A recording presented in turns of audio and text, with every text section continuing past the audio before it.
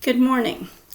I'm Sharina, and I will be bringing you a review lesson on the sacrificial offerings, trying to connect some of the dots today. So it will be a little different. We're not using the study guide this morning, but I will be reading to you here in a few minutes from the Worsbies. So, to begin, this week's study will be a little different than what you're used to. Our study guide doesn't cover the drink offering at this point, at least. The Moody Bible Commentary doesn't refer to the drink offering here either. I'm going to read to you what the Worsbies Bible Commentary says on the drink offering.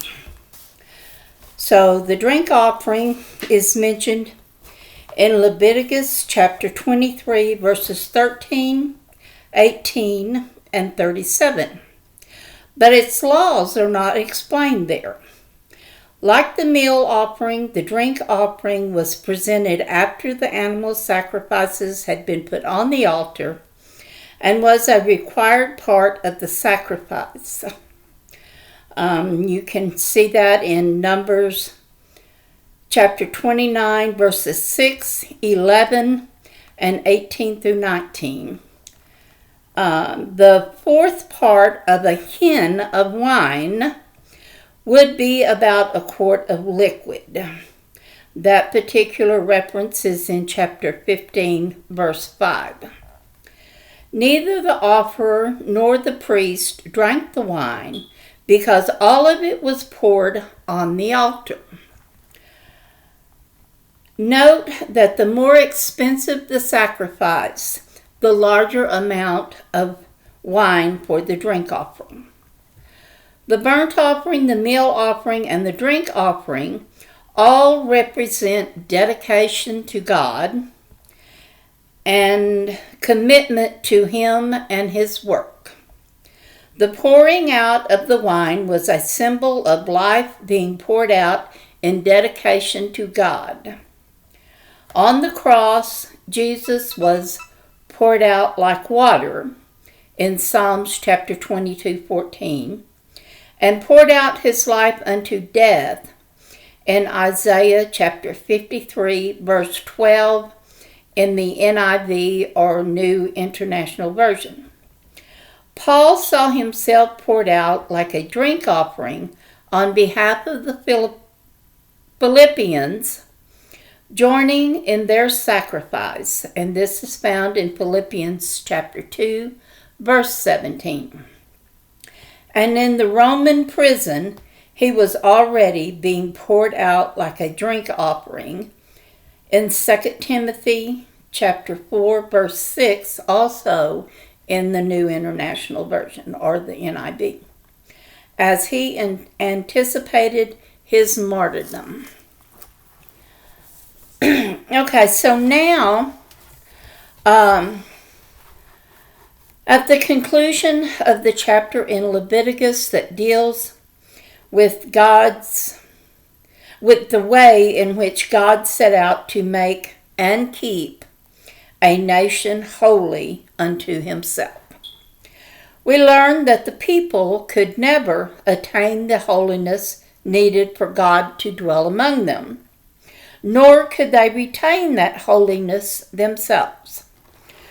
Do you know that we are in that same position today? We can never attain and keep the holiness that God requires of us on our own. What was the goal and function of these offerings? The function of the burnt offering, by being completely consumed, was complete consecration, according to the Moody Bible Commentary.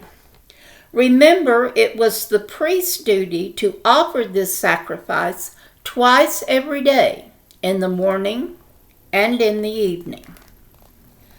To consecrate or commit himself wholly to God. Do you know that today every true believer is a priest? Because Jesus died on that cross. The blood has already been given on our behalf.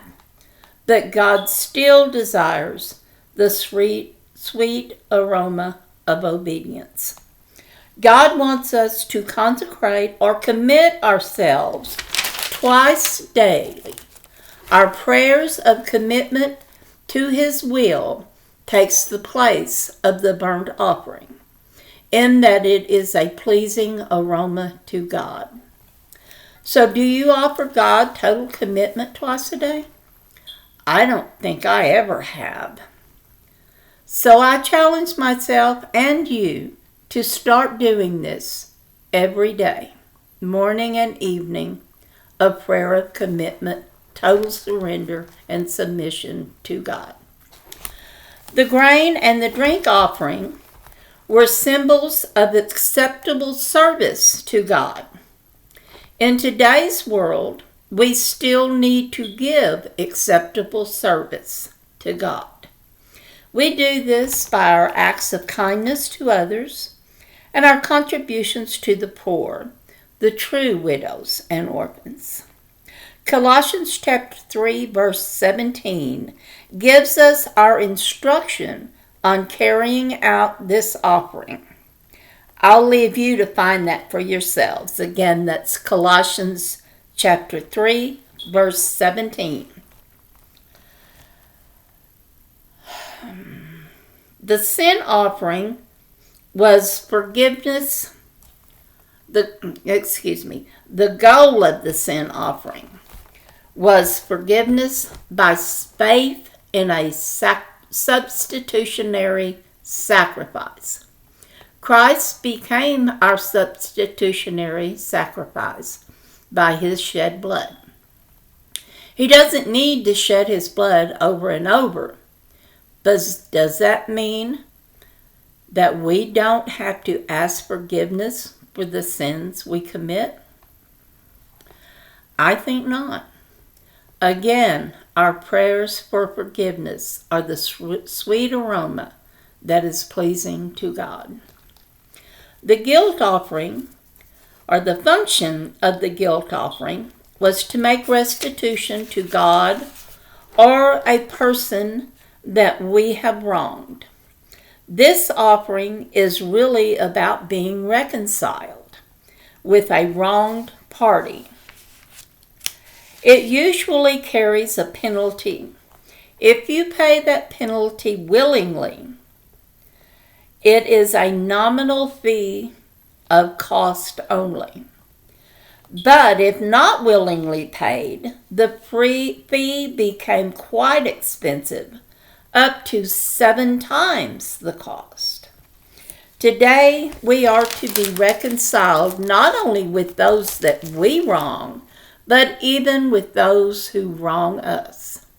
For clarification on that, see Matthew chapter 5, verses 23 and 24.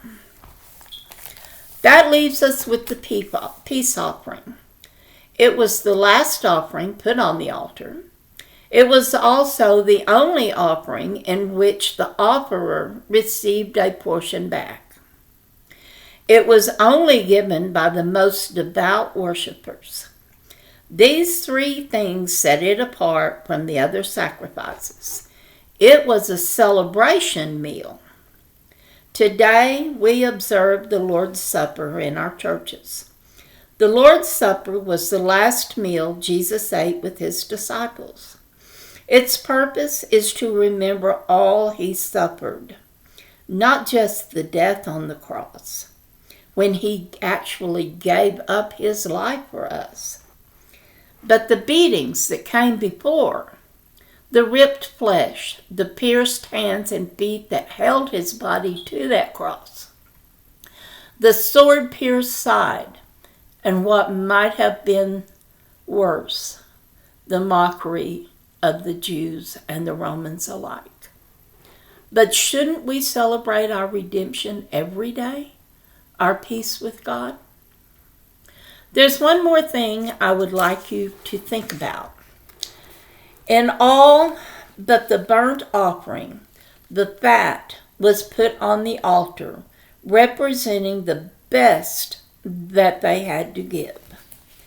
Even the memorial portion of the grain offering and all of the drink offering was to be the best that they had to give. So I ask you today, are you giving your best to God? These offerings are still important today, lest we forget we are a holy nation unto a holy God, and someday in a holy land. In closing, I remind you, God still requires a holy people to dwell among. Thank you for your time. See you next week. Have a good week.